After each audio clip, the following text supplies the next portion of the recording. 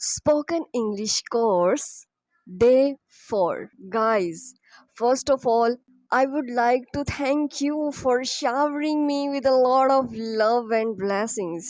हमने अपने YouTube channel पर फर्स्ट 3 स्पोकन इंग्लिश कोर्स के लेक्चर्स को अपलोड किया। आप सबने इतना पसंद किया, इतनी मोहब्बत दी, इतना प्यार दिया, इतना अप्रिशिएट किया, मुझे बहुत अच्छा लगा।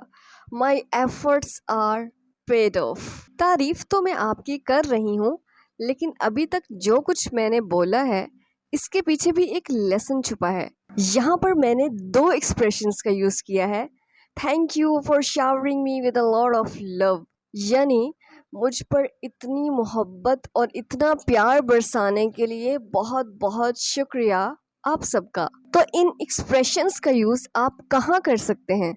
अगर कोई आपको बर्थडे विश करे तो तब आप इस सेंटेंस का यूज कर सकते हैं, उसे आप रिप्लाई में लिख दें। फॉर एग्जाम्पल, आपको कोई सक्सेस मिली है, लोग आपको कॉन्ग्रेचुलेट कर रहे हैं, तो उस वक्त भी आप इन एक्सप्रेशंस का यूज कर सकते हैं। गाइस, यही तरीका है इंग्लिश सीखने का।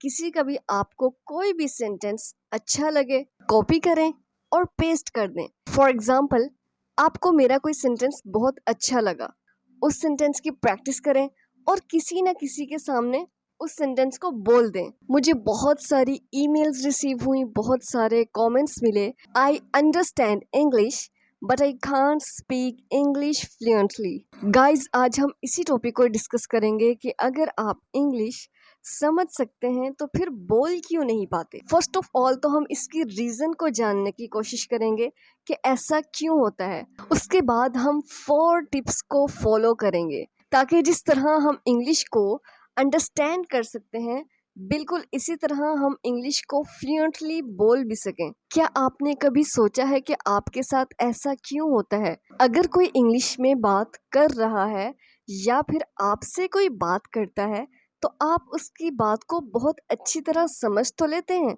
लेकिन जब आप इंग्लिश बोलने लगते हैं तो आप बोल ही नहीं पाते।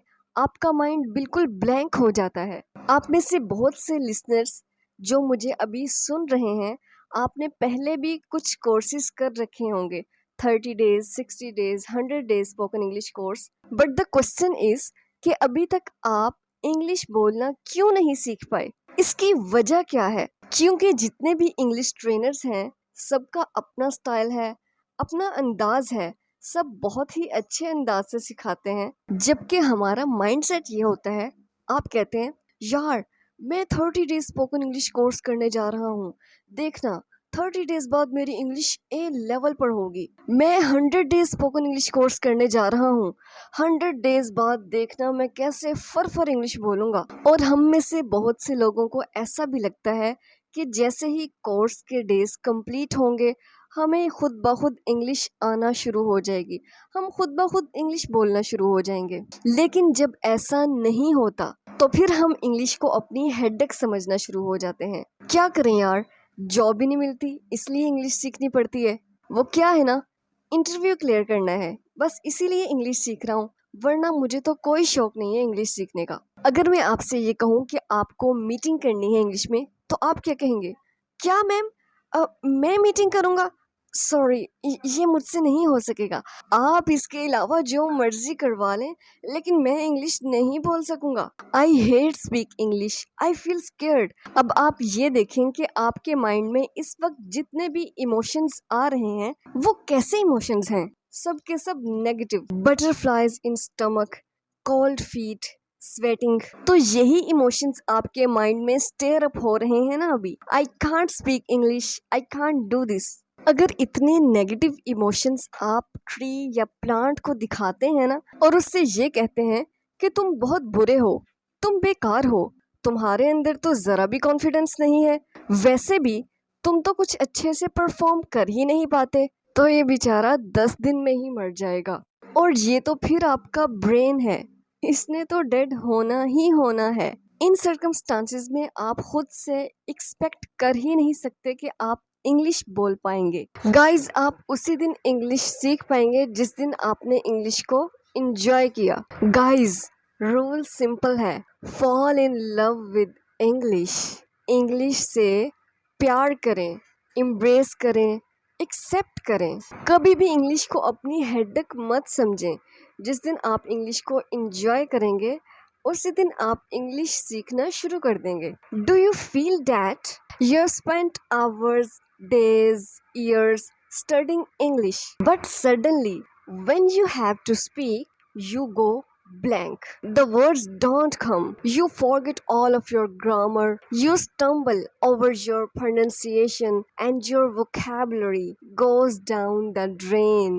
To go down the drain is an idiom meaning to disappear. Well, this lesson is for you.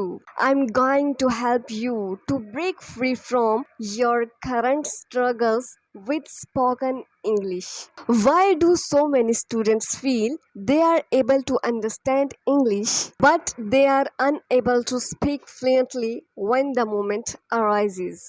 Well, this is mostly related to the fact that understanding a language requires the use of receptive skills, listening and reading.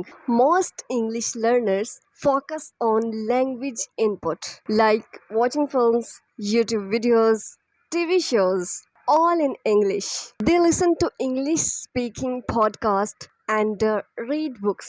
Guys, English सीखने का इससे बेहतरीन तरीका और कोई नहीं है। आप अपनी पसंद की कोई मूवी देख लें, कोई वीडियो है इंग्लिश वीडियो, आप उसे वॉच कर लीजिए।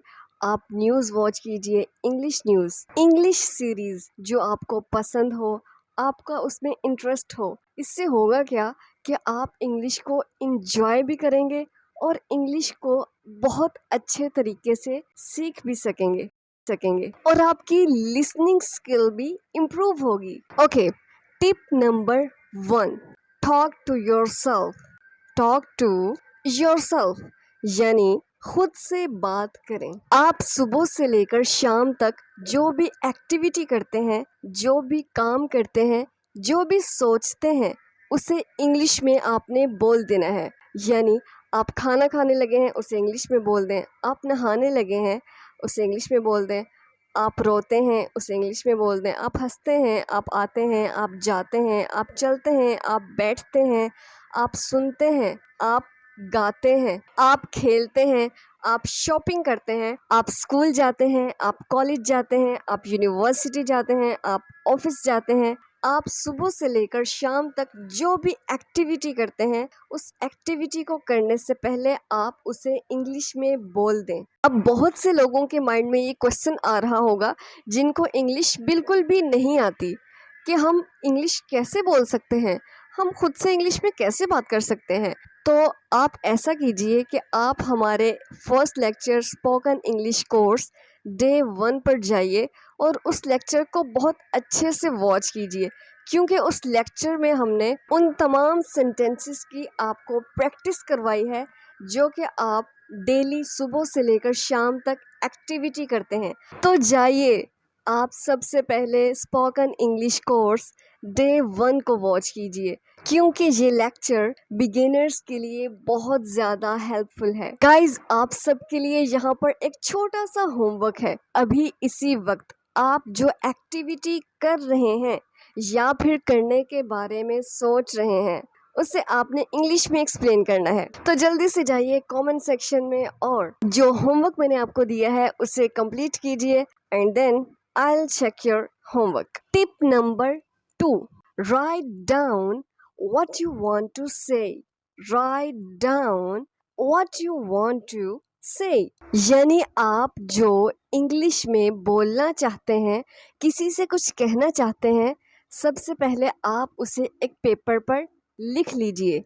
When you want to speak with someone, there are many different topics to talk about. For example, relationship, friendship, health, environment, education, sports, hobbies.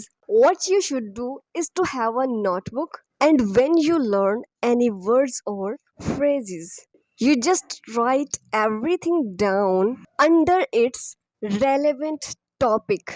For example, आप अपने फ्रेंड से बात करना चाहते हैं, तो आप सबसे पहले जो बात करना चाहते हैं उसे एक पेपर पर लिख लीजिए कि आप क्या बात करना चाहते हैं। आप रिलेशनशिप में हैं, आप अपने पार्टनर से कोई बात करना चाहते हैं, तो आप उसे पहले लिख लीजिए।